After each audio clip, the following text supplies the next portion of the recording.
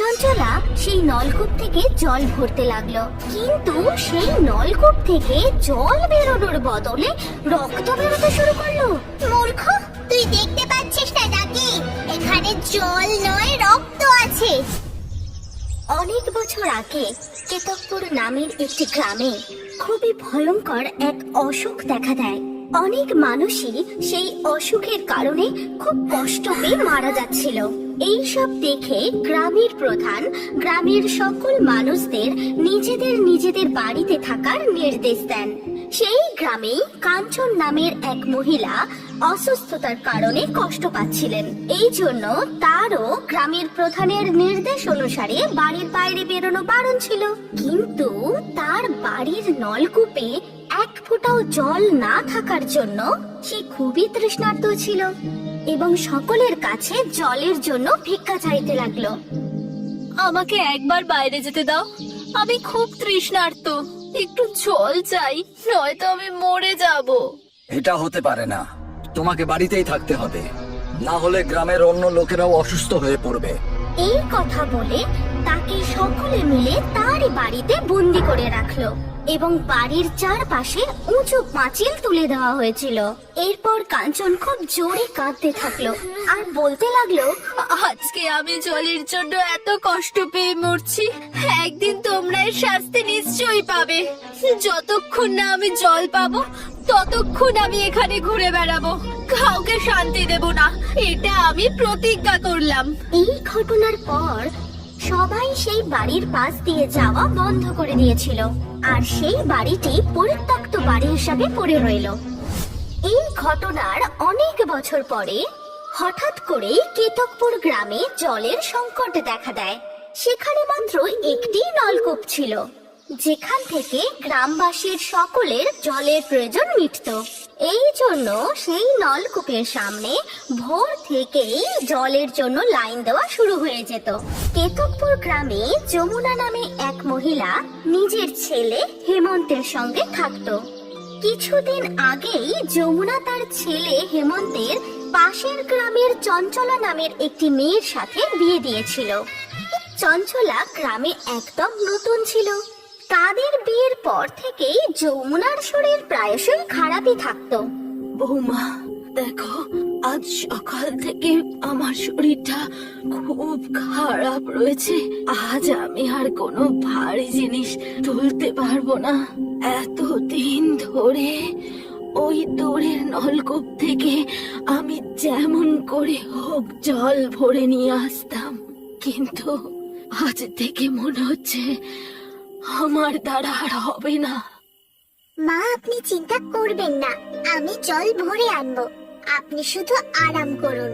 ঠিক আছে, ঠিক আছে, কিন্তু মনে রেখো, এই গ্রামে এই জল আনাটা কোনো সহজ কাজ নয়। জল ভরার জন্য অনেকক্ষণ লাইনে দাঁড়িয়ে থাকতে হয় নলকূপের সামনে, তারপর গিয়ে হয়তো আধ ঘড়া জল পাওয়া যায়। বুঝতে পেরেছি মা, তুমি চিন্তা করো না, আমি সব সামলে নেব। পরের দিন সকাল সকাল উঠে চঞ্চলা ঘোড়া নিয়ে তাড়াতাড়ি বেরিয়ে পড়ে বাড়ি থেকে। গ্রামের সে একটি মাত্র নলকূপের সামনে পৌঁছে সে দেখতে পায় যে নলকূপের সামনে অনেক ভিড় জমা হয়ে গেছে। আরে বাপরে, এত সকালে উঠে এলাম, তাতেও এত ভিড়। এখানে যদি দাঁড়িয়ে থাকি তাহলে জল নিতে নিতে দুপুর হয়ে যাবে। একটা কাজ করি, এখানে আশেপাশে খুঁজি, যদি অন্য কোনো নলকূপ দেখতে পাই। এই কথা বলে চঞ্চলা অন্যদিকে এগোতে থাকে আর কোনো নলকূপ আছে কিনা সেটা দেখার জন্য। আর কিছু দূর গিয়ে সে একটি ফাঁকা নির্জন জায়গা দেখতে পায় যেখানে কেউই ছিল না। এদিকে ওদিকে একটু দেখে নিয়ে চঞ্চলা সেই দিকে এগোতে থাকে। তারপর আরো একটু এগিয়ে সে বড় বড় গাছ ও পাঁচিল দিয়ে ঘেরা একটি জায়গা দেখতে পেল। তার কেমন যেন শীত করতে লাগলো, কিন্তু তাও সে এগোতে থাকলো। তারপর হঠাৎ করে সে একটা নলকূপ দেখতে পেল। নলকূপটা দেখা মাত্রই সে যেন সেই নলকূপের দিকেই আকর্ষিত হতে লাগলো। এই দেখো, খুঁজলে কি না পাওয়া যায়। নলকূপও পেয়ে গেলাম। আর এখানে একদমই ভিড় নেই, একটু দূরে এটা, কিন্তু কোনো ব্যাপার না, ওই ভিড়ের থেকে তো বেঁচে গেলাম। চঞ্চলা সেই নলকূপ থেকে জল ভরতে লাগলো, কিন্তু সেই নলকূপ থেকে জল বেরোনোর বদলে রক্ত বেরোতে শুরু করলো। রক্ত ভর্তি ঘড়া দেখে চঞ্চলা খুব ভয় পেয়ে যায়। আর তখনই তার সামনে একটা ডাইনি এসে দাঁড়ায় আর চঞ্চলাকে বলে যে আমি খুবই তৃষ্ণার্ত, জল তেষ্টায় আমার গলা ফেটে যাচ্ছে, আমাকে একটু তাড়াতাড়ি জল খাওয়া। এখানে তো একটা নলকূপ আছে, আমি এখানে নিজেই জল নিতে এসেছিলাম, তোমাকে কি করে জল খাওয়াবো? মূর্খ, তুই দেখতে পাচ্ছিস না নাকি এখানে জল নয় রক্ত আছে? আমি জল চাই। সেই ডাইনির কোনো কথার জবাব না দিয়ে সে সেখান থেকে পালিয়ে যেতে চেষ্টা করে, কিন্তু সেই ডাইনির শক্তির দ্বারা সেখানকার যত গাছ আছে তারা চঞ্চলাকে জড়িয়ে ধরে আর সেও নিজে একটা গাছে পরিণত হয়ে যায়। আর অপরদিকে চঞ্চলা অনেকক্ষণ না ফেরায় যমুনা খুবই চিন্তিত হয়ে পড়ে। বৌমা এখনো পর্যন্ত জল নিয়ে ফিরলো না কেন? কে জানে কি কারণে দেরি হচ্ছে। ঠিক তখনই চঞ্চলার স্বামী হেমন্ত অফিস থেকে ফিরে আসে। তারপর যমুনার থেকে সমস্ত কথা শুনে চঞ্চলাকে খোঁজার জন্য সেও নলকূপের দিকে যায়। এখন তো সন্ধে হয়ে আসছে, কিন্তু এখানে তো চঞ্চলার কোনো চিহ্নই দেখা যাচ্ছে না। কোথায় খুঁজবো ওকে? তখন সে খুবই চিন্তিত হয়ে গ্রামের প্রধানের কাছে যায় এবং তাকে সমস্ত কথা খুলে বলে। এটা তো খুবই চিন্তার ব্যাপার। এরকম আরো অনেক ঘটনা আমার কানে এসেছে। ঠিক আছে, দেখছি, আমি খোঁজ খবর নিচ্ছি, তুমি চিন্তা করো না, সব ঠিক হয়ে যাবে। একদিন নীরজ নামের একটি ছেলে তার দিদি শশীকে শহর থেকে গ্রামে তার শ্বশুর বাড়িতে ছাড়তে এসেছিল। তখন নীরজের খুবই জল তেষ্টা পায়। বোন, এখানে খানিকক্ষণ দাঁড়িয়ে যাই, এই রোদের মধ্যে কতক্ষণ ধরে বাইক চালাচ্ছি, জল তেষ্টাও খুব পেয়ে গেছে। যদি এখানে দাঁড়িয়ে খানিকক্ষণ বিশ্রাম নিয়ে নিয়ে আর জল খেয়ে নি তো খুব ভালো হয়। নীরজ গিয়ে সেই পুরনো বাড়িটার সামনে নিজের বাইকটা দাঁড় করিয়েছিল। আশেপাশে দেখে শশী তার ভাইকে বলে, না না দাদা, আমাদের গ্রাম তো সামনেই, এখানে বিশ্রাম করার দরকার নেই, চলো তাড়াতাড়ি এখান থেকে যাওয়া যাক, এই জায়গাটা একদম ভালো নয়। আরে বোন থাম না, আরে কিচ্ছু হবে না, আরে তুই শুধু শুধু ভয় পাস। ওই দেখ সামনে একটা নলকূপ আছে, ওখান থেকে সামান্য জল খেয়ে তারপর চলি, ঠিক আছে? আমার কথাটা শোনো দাদা, ওদিকে যেও না, বাড়ি গিয়ে যত মন চায় জল খেয়ে নিও। কিন্তু ততক্ষণে নীরজ সেই নলকূপের দিকে এগিয়ে যেতে থাকে। সেও যেন কেমন নলকূপটা দেখার পরই একটা টান অনুভব করে সেই দিকে এগোতে থাকে। তার যেন তেষ্টাটা আরো বেড়ে যেতে থাকে। নলকূপের কাছে পৌঁছানো মাত্রই যখন নীরজ জল খেতে যাবে, তখন সেই নলকূপ থেকে জলের বদলে রক্ত বেরোতে দেখে সে তো খুব ভয় পেয়ে গেল। আর এইসব দেখে শশীও ভয় পেয়ে গেছিল। তখন তাদের দুজনের সামনে সেই ডাইনি এসে দাঁড়ায় আর জল চাইতে শুরু করলো। আমি অনেক তৃষ্ণার্ত, আমাকে তাড়াতাড়ি জল খাওয়া, নয়তো তোদের দুজনকে আমি মেরে ফেলবো। আমরা জল কোথা থেকে দেবো? আমরা নিজেরা তো এখানে জল খেতেই এসেছি। আমাদের যেতে দাও, আমাদের মেরো না, আমি তোমায় কথা দিচ্ছি আমি বাড়ি থেকে জল নিয়ে আসবো। কিন্তু শশীর এই কথা শোনা মাত্রই ডাইনি খুব রেগে যায় আর তাদের দুজনকেও গাছ বানিয়ে দেয়। এদিকে সন্ধে হয়ে যাওয়া সত্ত্বেও শশী এবং নীরজ বাড়ি না ফেরায় শশীর স্বামী খুবই চিন্তিত হয়ে পড়ে। তাড়াতাড়ি প্রধানের কাছে গিয়ে পৌঁছায়। সবকিছু শুনে প্রধান বলেন, কি হচ্ছে এই সমস্ত আমার গ্রামে? এইভাবে তো এক একজন করে সবাই অদৃশ্য হয়ে যাবে। কে জানে, হয়তো কারোর নজর লেগে গেছে বোধহয়। যেদিন থেকে ওই পরিত্যক্ত বাড়ির সামনে দিয়ে লোক আসা যাওয়া শুরু করেছে, তখন থেকেই কিছু অস্বাভাবিক ঘটনা ঘটছে। কি করব কিছু বুঝতে তো পারছি না। দেখছি কিছু একটা উপায় বার করার চেষ্টা করছি। তুমি বাড়ি যাও, চিন্তা করো না। এইভাবে আরো কিছুদিন কেটে যায়, কিন্তু আরো কিছু মানুষ এইভাবেই অদৃশ্য হয়ে যায়। গ্রামের সকল মানুষ খুব ভয় পেতে শুরু করে। কিন্তু কেউই কোনো উপায় খুঁজে পাচ্ছিল না। এইভাবে একদিন গ্রামের প্রধানের ছোট মেয়ে মুন্নি খেলতে খেলতে সেই পুরনো বাড়িটির দিকে গিয়ে পৌঁছায়। উফ, কত গরম! কি তেষ্টা পেয়েছে! এখানে কোথাও জল পেলে কি ভালো হতো, দেখি। তখন মুন্নি সেই নলকূপটা দেখতে পায়।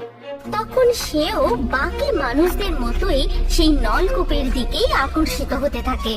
নলকূপ থেকে যখন সে জল খেতে যায় তখন জলের বদলে যথারীতি রক্ত বেরোতে থাকে। এই দেখে ছোট্ট মুন্নি খুব ভয় পেয়ে গেল। আরে বাপরে, এখানে কি হচ্ছে? এত রক্ত! তখনই সেখানে সেই ডাইনি এসে দাঁড়ালো আর সে মুন্নিকে বলে যে আমি খুব তৃষ্ণার্ত, আমি জল চাই। এই রক্ত দিয়ে আমার তৃষ্ণা মেটে না, আমার এক্ষুনি জল চাই, নয়তো আমি কাউকে ছাড়বো না। দেখো, তুমি কে আমি জানি না, তুমি আমার সাথে আমার বাড়ি চলো, আমি তোমাকে নিশ্চয়ই জল খাওয়াবো। আমার সাথে চালাকি করো না, এই সব গল্প আমাকে সবাই শোনায়। আমি জানি না, আমার যে কোনো অবস্থায় এক্ষুনি জল চাই।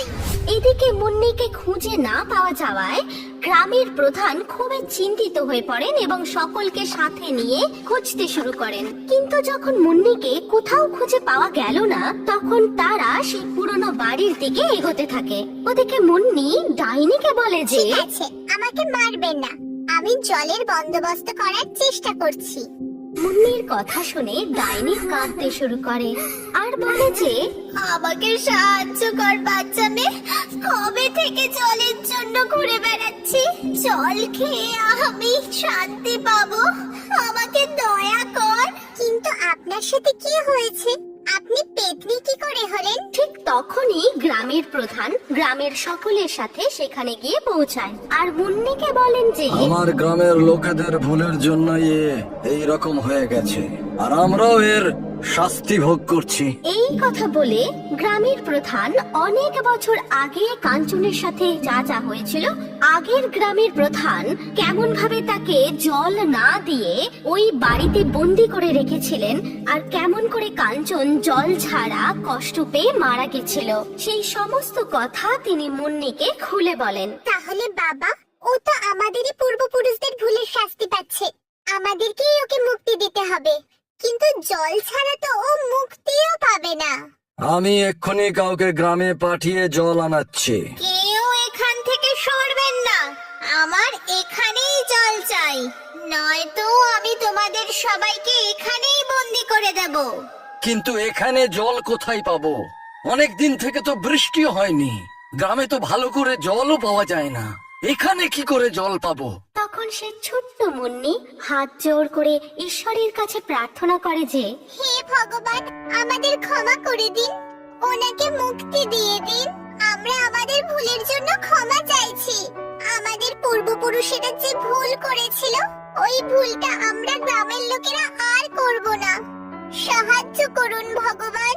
তখন আকাশ থেকে বৃষ্টি শুরু হয় আর সেই বৃষ্টির জল ডাইনির গায়ে লাগতেই সে আকাশের দিকে উড়ে যেতে থাকে আর মুন্নিকে বলতে থাকেন, তোমার জন্যই আমি মুক্তি পেয়েছি, এবার থেকে এই গ্রামটাও আগের মতো হয়ে যাবে।